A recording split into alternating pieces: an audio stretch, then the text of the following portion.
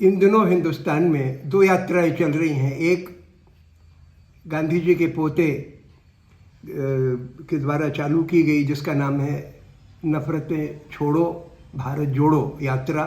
तुषार गांधी चला रहे हैं और उनके साथ ही तमाम संगठन जुड़े हुए हैं, वो चला रहे हैं। दूसरी कांग्रेस की यात्रा चल रही है जिसका नाम है भारत जोड़ो यात्रा। मैं कहना चाहता हूं कि हमारे सामने और इस यात्रा के सामने कुछ गंभीर चुनौतियां हैं। पहली चुनौती तो ये है कि पहले तो यात्रा का मकसद ये है जिसको कि यात्री लोगों को सलीके से लोगों के सामने रखना, जो रख भी रहे हैं, लेकिन मैं फिर भी उसको याद दिला दूं लोगों को कि यात्रा सिर्फ जहाँ जहाँ से निकल रही है वहीं इसका असर या वहीं पॉइंट ऑफ एक्शन नहीं है, इसका पूरे मुल्क में है। तो जो भी सही सोच के लोग हैं वो उसी किस्म का कैंपेन अपने अपने इलाकों में चलाएं। और मकसद ये है कि हिंदुस्तान के सोच में जो भटक गया है सच्चाई से, नफरत से में चला गया है या फरेब में झूठ में चला गया है, उस सोच को सच्चाई के रास्ते पे लाना है ताकि लोगों के अंदर संवेदनशीलता पैदा हो। दबा के रखो, कुचल के रखो, ये दुर्भावना ख़त्म हो जो साम्राज्यवादी दुर्भावना है। इसकी जगह हमें अहिंसा की ताकत और सत्याग्रह की ताकत खड़ी करनी है।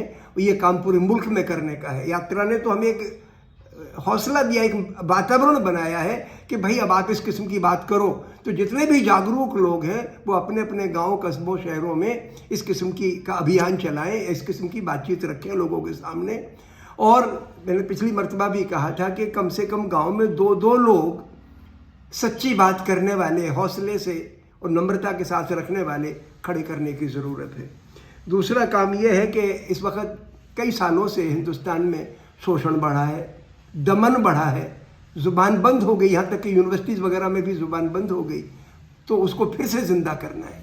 तो इस वक्त कोशिश ये होनी चाहिए कि जितने भी हमारे एकेडमिक कैंपसेस हैं, जितने भी हमारे सामाजिक संस्थान हैं, उन सब में बोलने की आज़ादी, आप सच्ची बात कहने की हिम्मत पैदा करो और प्रशासन से आपस में एक दूसरे से सच्ची बात पे चर्चा करो।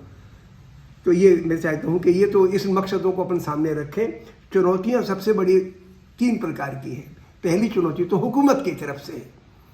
अब वो प्रधानमंत्री ने यहाँ पे एक कहा कर्तव्य पथ का चौमासा कर दिया भाई, हल्की सी, लेकिन चलो वो ठीक है, आप चीज़ों के नाम बदलो वगैरह, लेकिन अगर मीडिया का फोकस उसी पर आ जाए ताकि आप बिल्कुल कवर तक ना करो इस एक बड़ी मुहिम को, तो वो एक डाइवर्सन की टैक्टिक्स है, वो जो ठीक नहीं है।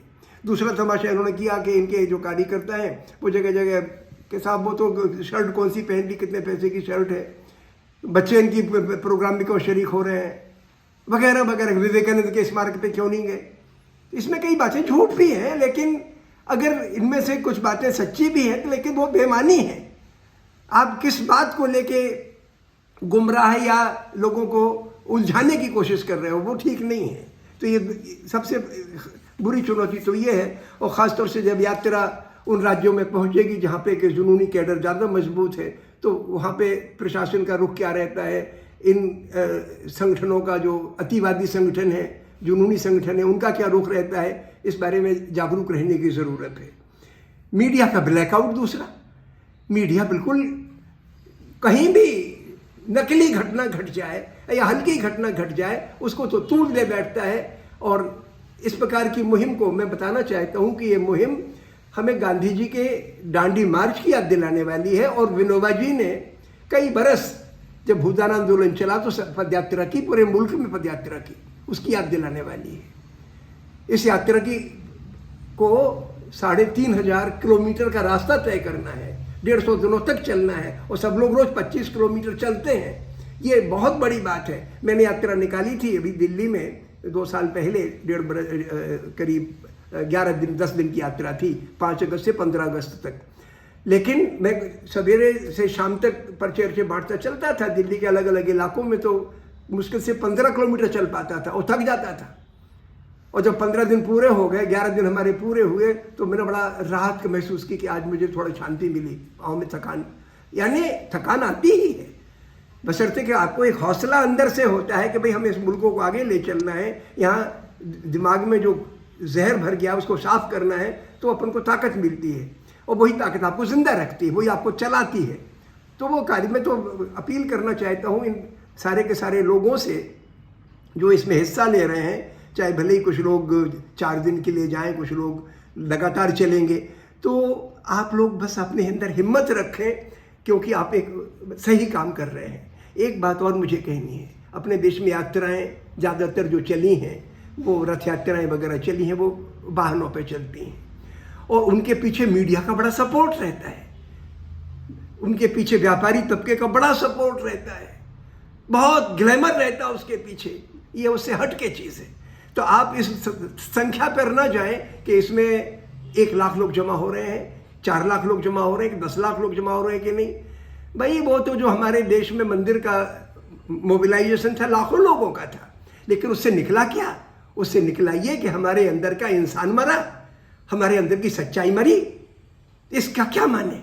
गांधी की वो यात्रा 72 लोग थे सिर्फ, और वो जब दांडी गए चल के 2-3 हफ्ते लगे थे उनको 3 हफ्ते के करीब लगे थे चलने में, अहमदाबाद से लेके दांडी तक जाने में।